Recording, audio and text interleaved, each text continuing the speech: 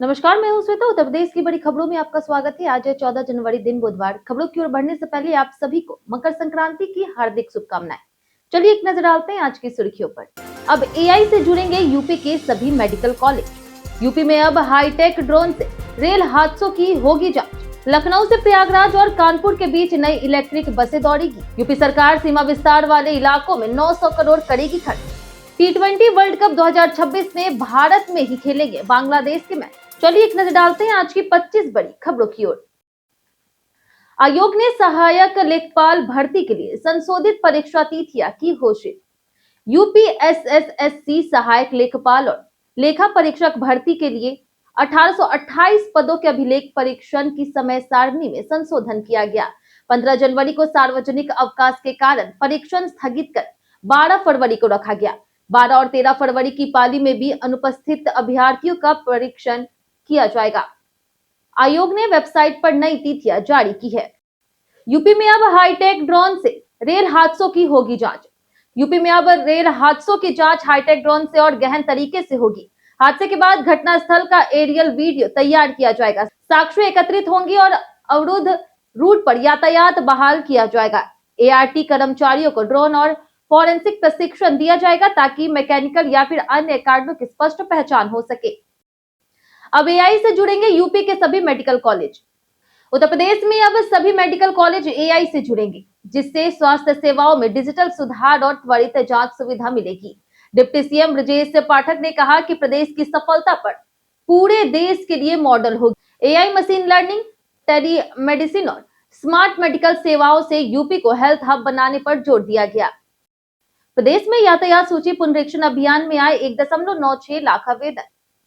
प्रदेश में चल रहे विशेष गहन पुनरीक्षण यानी कि एसआईआर अभियान में अब तक 1.96 लाख से अधिक मतदाता आवेदन जमा हो चुके हैं।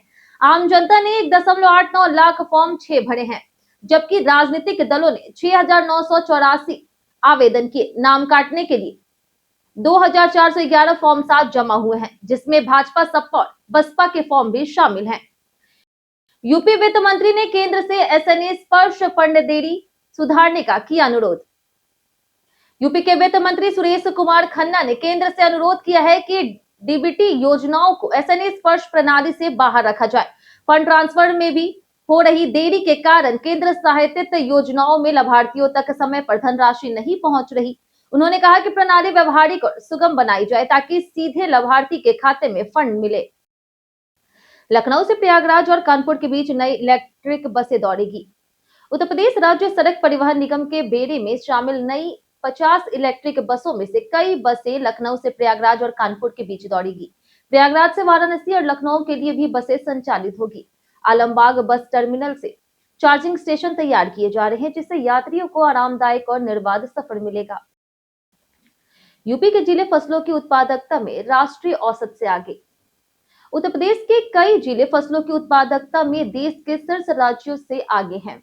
मैनपुरी में चना, गाजीपुर में मसूर, मथुरा में सरसों और फारुखाबाद में गेहूं की उत्पादकता राष्ट्रीय औसत और अग्रणी राज्यों से बेहतर है। उन्नत किस्में, समय पर बुआई और फसल प्रबंधन मुख्य कारण है। लोगों में स्वदेशी भावना जगाने यूपी में शुरू हुई संकल्प यात्रा। स्वदेशी जागरण मंच और अखिल भारतीय उद्योग व्यापार मंडल की संयुक्त पहल में स्वदेशी संकल्प यात्रा निकाली गई, जो स्वामी विवेकानंद जयंती पर चारबाग से प्रारंभ हुई। यह यात्रा यूपी के 40 जिलों में भ्रमण करेगी और लोगों में स्वदेशी उत्पाद, भाषा और सांस्कृतिक को अपनाने की भावना जागृत करेगी। यात्रा का समापन 1 फरवरी को हरदोई में होगा।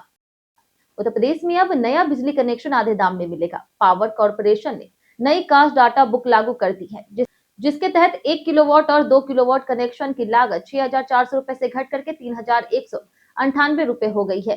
सिंगल और 3 फेज स्मार्ट प्रीपेड मीटर की कीमतें भी कम हो गई है। लाइन और केबल चार्ज अलग होंगे। यूपी सरकार ने एआई इकोसिस्टम मजबूत बनाने का किया एमओयू। उत्तर प्रदेश सरकार ने एआई इकोसिस्टम को मजबूत बनाने के लिए यूपी डेस्को और इंडिया एआई मिशन के बीच एमओयू किया है। आईटी और इलेक्ट्रॉनिक्स विभाग नोडल विभाग और यूपी डेस्को राज्य की नोडल एजेंसी होगी। राज्य में कुल 65 हाईटेक डेटा और एआई लैब स्थापित की जाएगी, जिनमें लखनऊ, गोरखपुर और पीलीभीत की लैबें भी शामिल होगी। यूपी सरकार सीमा विस्तार वाले इलाकों में 900 करोड़ करेगी खर्च। उत्तर प्रदेश सरकार नगरीय निकायों में सीमा विस्तार वाले नए इलाकों में सड़क, नाली, स्ट्रीट लाइट, पार्क जैसी मूलभूत सुविधाएं देने के लिए 900 करोड़ रुपए खर्च करेगी। नगर पंचायतों में 340 करोड़ और विस्तार वाले क्षेत्रों में 562 करोड़ रुपए खर्च होने का अनुमान है। शहरी मानक के आधार पर विकास और बजट तैयार किया जा रहा। यूपी बर्थडे स्पेशल में आज बात होगी जगत गुरु रामभद्राचार्य की। जगत गुरु रामभद्राचार्य जन्म 14 जनवरी 1950 को जैनपुर में हुआ। एक महान संस्कृत विद्वान, संत, कवि और कथाकार हैं। 2 महीने की उम्र में दृष्टि खोने के बावजूद उन्होंने 22 भाषाओं में 240 से अधिक पुस्तकें लिखी। वे तुलसीपीठ और विकलांग विश्वविद्यालय के संस्थापक हैं और रामचरितमानस के प्रमुख विद्वान माने जाते हैं। ग्रेटर नोएडा में मकर संक्रांति के बाद फ्लैट योजना होगा शुरू। ग्रेटर नोएडा प्राधिकरण मकर संक्रांति के बाद सेक्टर ओमिक्रॉन 1A में बहुमंजिला फ्लैटों की योजना लॉन्च करेगा। प्रथम चरण में 82 वर्ग मीटर के 90 फ्लैट ई नीलामी के माध्यम से आवंटित होंगे। आरक्षित मूल्य 72 लाख रुपए। 58 वर्ग मीटर के फ्लैट का आरक्षित मूल्य 49.11 लाख रुपए है। कुल मिलाकर के लगभग 350 फ्लैट चरणबद्ध तरीके से आवंटित किए जाएंगे। विजेंद्र सिंह ने रन फॉर ब्रज में नशा मुक्ति का दिया संदेश। राष्ट्रीय युवा दिवस पर आयोजित रन फॉर ब्रज मैराथन का शुभारंभ ओलंपिक पदक विजेता विजेंद्र सिंह और विधायक पूरन प्रकाश ने किया। विजेंद्र ने युवाओं को नशे से दूर रहने और खेल में पसीना बहाने की सलाह दी। उन्होंने राजनीतिक भविष्य का संकेत देते हुए कहा कि बांके बिहारी की कृपा से मथुरा से चुनाव लड़ सकते हैं। जानिए आज कैसा रहेगा यूपी के मौसम का मिजाज। यूपी में बुधवार के बाद मौसम में बदलाव आएगा। सुबह कोहरा और गलन वाली ठंडी बनी रहेगी, लेकिन दोपहर में तेज धूप और हल्की उत्तर पश्चिमी हवाओं से दिन का तापमान सामान्य रहेगा। कई जिलों में दृश्यता कम रहेगी। पश्चिमी विक्षोभ के कारण तापमान में उतार चढ़ाव होगा। शुक्रवार से फिर ठंड बढ़ने की संभावना है। लखनऊ में भारत दक्षिण अफ्रीका मैच के टिकट का रिफंड शुरू। लखनऊ के अटल बिहारी वाजपेयी इकाना स्टेडियम में रद्द हुए भारत दक्षिण अफ्रीका T20 मैच के टिकटों का रिफंड 13 जनवरी से शुरू हो गया है। ऑनलाइन टिकट का पैसा सीधे खाते में जाएगा, जबकि ऑफलाइन टिकट वाले दर्शक गेट नंबर 2 पर काउंटर से अगले 10 दिनों में अपना पैसा वापस ले सकते हैं। अब स्वामी विवेकानंद यूथ अवार्ड में जल संरक्षण और पौधारोपण भी शामिल।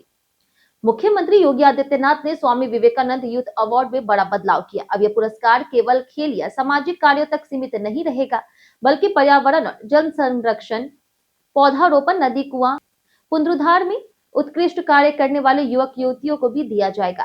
इसके साथ राज्य स्तर पर 5 मल्टीपर्पज हॉलों और 3 ग्रामीण स्टेडियम का उद्घाटन हुआ। फिजी, मॉरिशस, मालदीव और सिंगापुर में भी होगा यूपी दिवस का समारोह।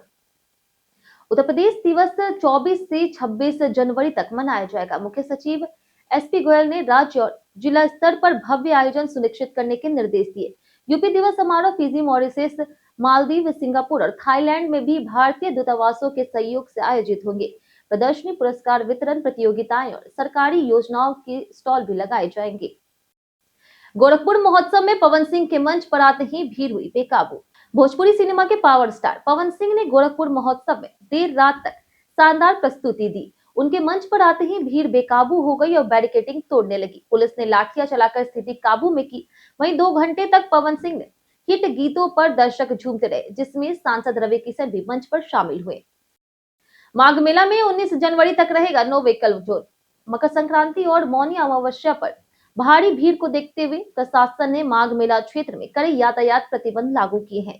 13 जनवरी की रात 8 बजे से 19 जनवरी की रात 12 बजे तक मेला क्षेत्र नो व्हीकल जोन रहेगा। इस दौरान केवल प्रशासनिक और चिकित्सीय वाहनों को प्रवेश की अनुमति होगी, ताकि श्रद्धालुओं की सुरक्षा और सुगम आवागमन सुनिश्चित किया जा सके। नेपाल जाने से पहले फर्जी IAS समेत 5 लोग सीमा पर गिरफ्तार। बहराइच की रुपईडीहा भारत नेपाल सीमा पर SSB ने लाल नीली बत्ती और फूटर लगी कार से नेपाल जा रहे फर्जी IAS अधिकारी समेत 5 लोगों को गिरफ्तार किया। पूछताछ में खुलासा हुआ कि वे नेपाल के कैसीनो में जुआ खेलने जा रहे थे। उनके पास से नकदी, मोबाइल और इलेक्ट्रॉनिक डिवाइस बरामद की गई। लंबित केस के बावजूद सपना चौधरी को विदेश जाने की मिली अनुमति। लखनऊ हाईकोर्ट बेंच ने सपना चौधरी को बड़ी राहत देते हुए उनका पासपोर्ट 10 साल के लिए नवीनीकरण करने का आदेश दिया। कोर्ट ने कहा कि जमानत में विदेश यात्रा पर रोक नहीं होने पर केवल लंबित केस के आधार पर पासपोर्ट से इनकार करना संविधान के अनुच्छेद 21 और 19 का उल्लंघन है।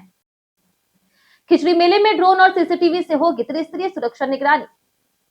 मकर संक्रांति पर गोरखनाथ मंदिर में लगने वाले खिचड़ी मेले के लिए गोरखपुर में कड़ी सुरक्षा व्यवस्था लागू की गई है।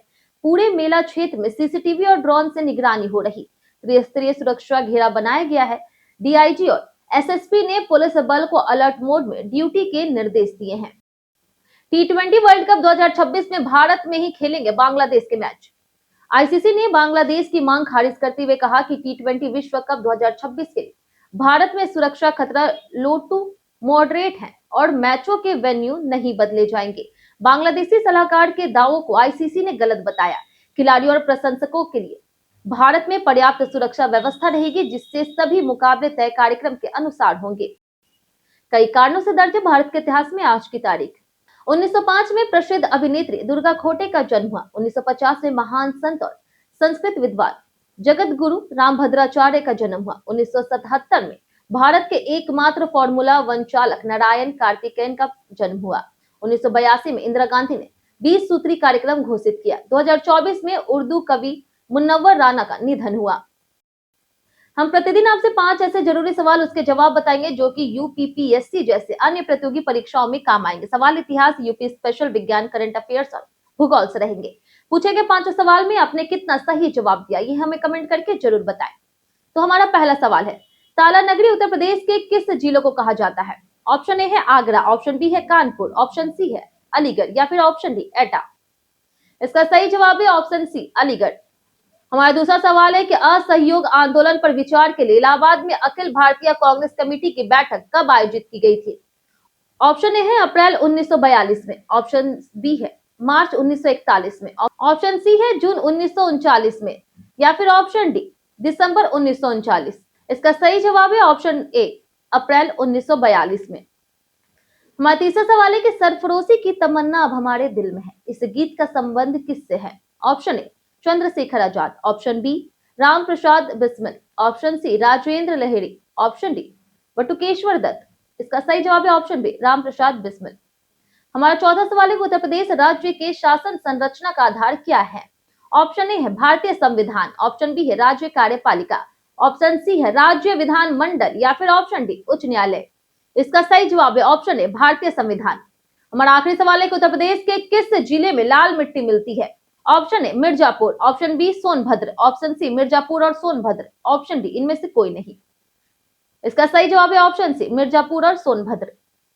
बीते दिन बहुत से लोगों ने हमारे वीडियो को लाइक और कमेंट किया था। जिन्होंने हमारे वीडियो को लाइक और कमेंट किया उनके नाम है मोहम्मद सामू सिद्दीकी, अनिल कुमार, स्वतंत्र कुमार, रमेश गुप्ता, सत्येंद्र कुमार, दीपक कुमार, ब्रिजेश तिवारी, विनोद तिवारी, राम सरन यादव, लवकुश चौरसिया, राजू राव, तनवीर अहमद, अजय कुमार, तपीश यादव, फातिमा खातून, संजय सैनी, हेमंत कुमार, गुलाब यादव, रामेश यादव और शिवा यादव। इसी के साथ बढ़ते हैं आज के सवाल की ओर। आज का सवाल है, क्या आप डिजिटल सेवाओं और सरकारी योजनाओं की पहुंच से संतुष्ट हैं?